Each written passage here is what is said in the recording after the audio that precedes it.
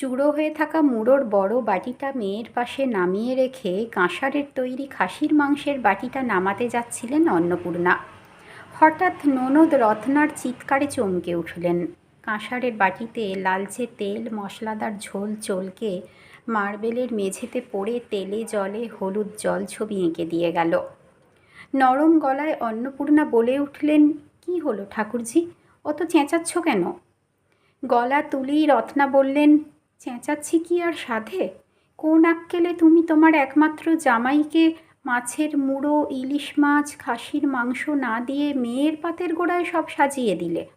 10টা নয়, 5টা নয়, একটা মাত্র জামাই তোমার বৌদি, আর তার পাতে কিনা পেটির ছোট 2টো মাছ, দেশি চিকেন, পমফ্রেট। পিসির কথা শুনে মৈত্রেয়ীর মুখটা কালো হয়ে গেল। সে তো বরাবরই এগুলো খেতে ভালোবাসে, আর মা বরাবরই রসিয়ে কষিয়ে রান্না করে একমাত্র মেয়ের পছন্দের খাবার ওর মুখের গোড়ায় ধরে দেয়। তাতে তো পিসি কখনোই কোনো আপত্তি করেনি। তবে আজ কি হলো? নতুন জামাই দেবজিৎ পাশে বসে বেশ মজা নিয়ে গেরস্থ বাড়ির নাটক দেখছিল। শাশুড়ি যখন মেয়ের পাতের সামনে একে একে ইলিশ মাছ, মুড়ো, মাংসের বাটি নামিয়ে দিচ্ছিলেন, তখন তার নিজেরই বেজায় রাগ হচ্ছিল। ও যদি আজকের দিনের স্পেশাল গেস্ট হয়ে চিকেন, পমফ্রেট আর মাছের পেটি খায়, তবে মৈত্রীরও ভালো মানুষের মতো তাই খাওয়া উচিত। শাশুড়ি মায়ের আবার আলাদা করে মেয়ের জন্য স্পেশাল রান্না করার কী দরকার? যেখানে জামাইয়ের নামেই জামাই ষষ্ঠীর যাবতীয় আয়োজন, সেখানে জামাই কি খেলো না খেলো সেদিকে কারোর কোনো নজরই নেই। এসে থেকে দেখছে সে বাড়িতে জমিয়ে কন্যা পুজো চলছে। বেশ হয়েছে, পিসিমণি ভালো করে ধুয়ে দিয়েছে।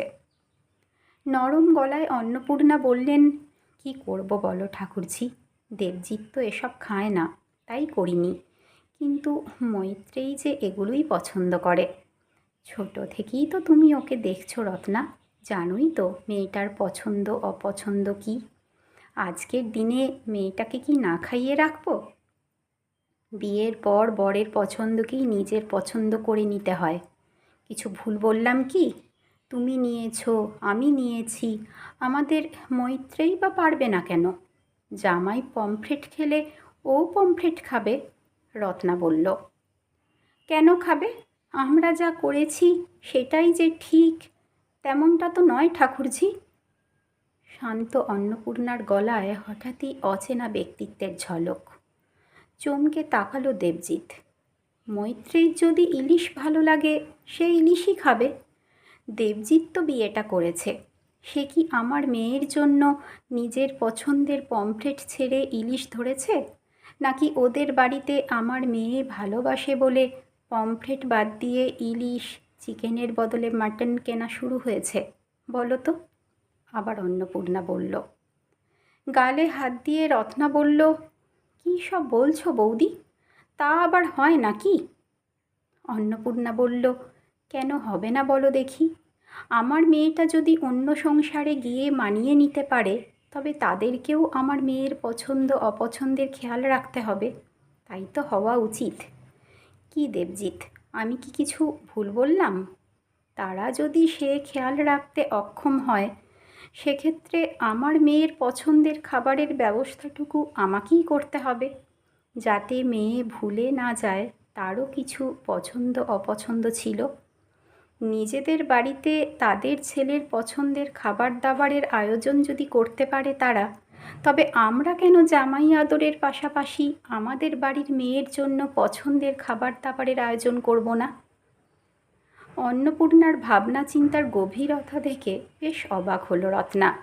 বিমূঢ় গলায় বলল সে, কথাটা নেহাত ফেলে দেওয়ার মতো নয়। আসলে এমন করে তো কখনো ভেবে দেখিনি বৌদি। সব সময় শুনে এসেছি, জেনে এসেছি, মেয়ে হলে মেনে নিতে হয়, মানিয়ে নিতে হয়। অন্নপূর্ণা আবার বলল, ভেবে দেখাটা দরকার ঠাকুরঝি। সময় বদলেছে, আমরাও বদলাচ্ছি।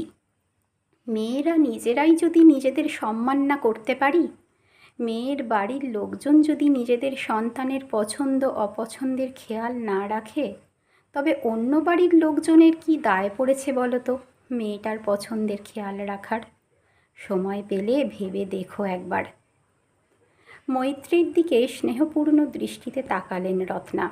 আদর মাখা গলায় বলল, খামাখা তোর মা কথাগুলো যা বলল আজ আমার চোখ খুলে দিয়েছে। দেবজিৎও ভাবছিল, সত্যি এভাবে তো কখনো সে ভেবে দেখেনি। ভালোবেসে পাশে থাকার অঙ্গীকার করে বিয়ে করার পর কতদিন সে মৈত্রীর দিকে তাকিয়ে দেখেছে। ওর পছন্দ অপছন্দের খেয়াল রেখেছে কি? কি খেতে ভালোবাসে সে কথা জিজ্ঞেস করেছে কি? এঁটো হাতেই মাকে জড়িয়ে ধরল মৈত্রেয়ী। ইউ আর গ্রেট মা, I love you. You are the best mom of the world. ব্যালকনিতে রাখা আর্ম চেয়ারে বসেছিলেন রূপঙ্কর। মুখের সামনে সকালের খবরের কাগজ খোলা। কাগজে মুখ লুকিয়ে মিটিমিটি হাসছিলেন। আজ রত্না বুঝল, কিন্তু তিনি অনেক দিন আগেই বুঝেছিলেন। অন্নপূর্ণা যে তার চোখ দুটো খুলে দিয়েছে।